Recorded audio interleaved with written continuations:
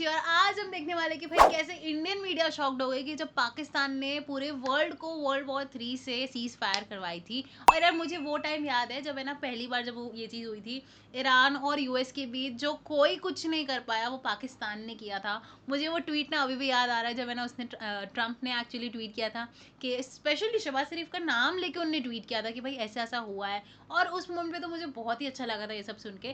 But अब मैं थोड़ी सी ना मैं कंफ्यूजन में हूँ ये टाइटल पढ़ के कि वापस कुछ ऐसा हुआ है, वापस कुछ ऐसा मुद्दा उठा है या फिर क्या हो रहा है, एक्चुअली मुझे भी नहीं समझ आ रहा यार। सच में यार, ये बहुत ही ज्यादा शॉकिंग होने वाला है कि यार ये क्या हो गया। और इसके पीछे लिखा हुआ है एंड लेफ्ट इंडिया। तो यार हाँ। ये हमारा बहुत बड़ा क्वेश्चन मार्क है कि हमको इंडिया वालों को छोड़ दिया, ये समझ में हमको नहीं आया। तो हमको ये वीडियो में ही पता लगेगा। तो आप भी देखो, हम भी देखते हैं। Let's start. आज सुबह इससे बड़ी और ब्रेकिंग न्यूज नहीं हो सकती। अमेरिका और ईरान के बीच में पीस डील का ऐलान हो गया है और सबसे बड़ी ओह, बात, अब इस शांति पीस डील समझौते पर जुमे को यानी कि किस चीज की फ्राइडे डील? को दस्तखत होंगे। हाँ, ये छोटी मुझे सी पता छोटी चला था, बात याद पर आ रहा है अगर कि गौर पीस करें ना वॉर दोस्तों, खत्म हो चुका है तो इनके इस बीच पीस में डील पूरा। में साफ तौर पीस हो पर गया है। ईरान की जीत दिखाई देती है। याद कीजिएगा, अमेरिकी राष्ट्रपति ने परसों क्या ऐलान किया था कि संडे को इलेक्ट्रॉनिकली इस डील पर हस्ताक्षर करेंगे, मगर ईरान ने साफ तौर पर कह दिया कि संडे को इस डील पर दस्तखत नहीं होंगे। अब इस बात का ऐलान किया जा रहा है कि फ्राइडे को इस पर दस्तखत किए जाएंगे। क्या बात है। आज का ये लम्हा पाकिस्तान के लिए भी बहुत अहम है और अगर भारत ने थोड़ा दमखम दिखाया होता तो पाकिस्तान की जगह भारत हो सकता था, क्योंकि भारत की हैं? स्थिति और भी बेहतर है। भारत के लिए सबसे अच्छी बात यह थी कि ईरान से लेकर इस्राइल, उसके संबंध दोस्त है सभी भाई, देशों तभी के तो साथ बीच में अच्छे नहीं आया हैं, इंडिया। मगर हमारी दोस्त है सरकार ने सारे। एक गोल्डन अपॉर्चुनिटी को गवा दिया। मगर आपके जहन में सवाल होगा दोस्तों कि होने क्या वाला है। क्या डोनाल्ड ट्रंप नेतन्याहू पर कंट्रोल रख पाएंगे? हाँ। क्योंकि ये मत भूलिए कि नेतन्याहू अब भी लेबनान पर हमला कर रहे हैं और ट्रंप इसको लेकर नाराजगी का इजहार कर चुके हैं। सबसे बड़ी बात, क्या होगा ईरान की वो जमा हुई संपत्तियों का, उन तमाम फ्रोजन फंड्स का? क्योंकि इस डील के मुताबिक न्यूक्लियर मुद्दे पर तब तक बात नहीं होगी जब तक अमेरिका ईरान की फ्रोजन संपत्तियों को रिलीज नहीं करता, उसकी अच्छा। तमाम कैद संपत्तियों को रिलीज नहीं करता, जारी नहीं करता। सबसे पहले मैं आपको बतलाना चाहता हूं ट्रंप तमाम एंड बड़े ईरान न्यूज reached नेटवर्क्स इस agreement बारे में that क्या कह रहे हैं आपके Strait स्क्रीन of पर। Hormuz। CNN, भाई straight of Trump Hormuz and की Iran इंपॉर्टेंस तो reach समझ आ चुकी है agreement पूरी दुनिया that को। includes opening of Strait of Hormuz। इससे पहले तो मुझे पता भी नहीं था Al ये स्ट्रेट Jazeera, ऑफ हॉर्मुज क्या US है। Iran says peace deal reached, straight of signing Hormuz to को take पूरा है place ना on Friday। सबसे ह्यूमन बड़ी तरीके बात, से बनाया डोनाल्ड गया, वो ट्रंप ने इस नेचुरली बात नहीं का बनी थी। गाजे बाजे के साथ अच्छा, ऐलान वो किया कि इंसानों ने अब बनाई गई है। स्ट्रेट ऑफ ताकि हॉर्मुज ट्रेड हो खुल सके। गया है। मगर अभी तक ये तय नहीं है कि स्ट्रेट ऑफ हॉर्मुज खुलने के बाद क्या ईरान टोल लेगा, पैसे लेगा या नहीं हाँ, लेगा। मुझे तो लग सबसे रहा है पहले शायद इस लेगा। डील के मायने क्या हैं, आइए अब हम उसे समझने की कोशिश करते हैं बहुत ही आसान लफ्जों में। गौर चलिए। फरमाएं। डिप्लोमेटिक सफलता। अमेरिका और ईरान का कहना है कि दोनों के बीच एक समझौता हो गया है जो शुक्रवार से लागू होगा। राष्ट्रपति डोनाल्ड ट्रंप ने कहा कि अमेरिका ईरानी बंदरगाहों पर लगी अपनी नौसैनिक नाकेबंदी हटा सकता है और समझौते पर दस्तखत के बाद हॉर्मुज स्ट्रेट फिर से खोल दिया जाएगा। हालांकि समझौते का पूरा दस्तावेज अभी पब्लिक नहीं किया गया है। अब आपके जहन में सवाल होगा दोस्तों, आगे क्या होगा? तो गौर फरमाएं। ईरान के उप विदेश मंत्री ने कहा कि शुक्रवार को औपचारिक हस्ताक्षर समारोह के बाद स्विट्जरलैंड में आगे की बातचीत होगी। उन्होंने यह भी कहा कि 60 दिनों की परमाणु वार्ता तभी शुरू होगी जब अमेरिका ईरान के अरबों डॉलर के जमा हुए फंड जारी करेगा। और जाहिर सी अच्छा। बात है इसका, और यह कहना गलत नहीं होगा दोस्तों कि इस पूरी बातचीत में पाकिस्तान का किरदार बहुत अहम उभर कर अहम रहा है, होगा। खासतौर से दो शख्सियत, पाकिस्तान के प्रधानमंत्री शहबाज शरीफ और उनके फील्ड मार्शल आसिम आसिम मुनीर। मुनीर। मैं फिर आपसे पूछना चाहता हूं दोस्तों, दुनिया में चाहे जितने भी देश हैं, सबसे यूनिक पोजीशन किसकी है? इंडिया की। भारत की।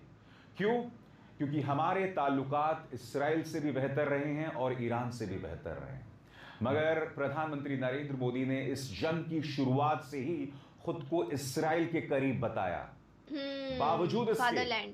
ईरान इन रिश्तों की अहमियत को समझता था, फिर भी उसने स्ट्रेट ऑफ हॉर्मुज से बार बार भारतीय जहाजों को गुजरने की अनुमति दी। अनुमति यह दी अमेरिका था जिसने 3 बार हमारे जहाजों पर हमला किया और हमारे 3 नागरिकों को मार दिया।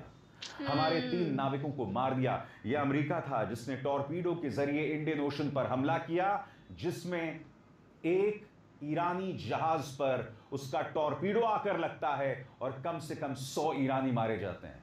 अमेरिका ने बार बार किया, मगर हमारी सरकार की प्रतिक्रिया, उसका रिएक्शन निहायत ही कमजोर और लचर रहा। जाहिर सी बात है दोस्तों, पाकिस्तान इसे अपनी बहुत बड़ी जीत पेश कर रहा है। पाकिस्तान इसके जरिए दुनिया में अपना मुकाम बढ़ते हुए देख रहा है। और मैं बार बार कह रहा हूं दोस्तों, हमारी सरकार यानी बीजेपी सरकार की नाकामी के चलते हमने एक गोल्डन अपॉर्चुनिटी को खो गंवा दी दिया है। है। हाँ। शहबाज शरीफ ने इस बारे में क्या कहा है दोस्तों, आपके स्क्रीन पर।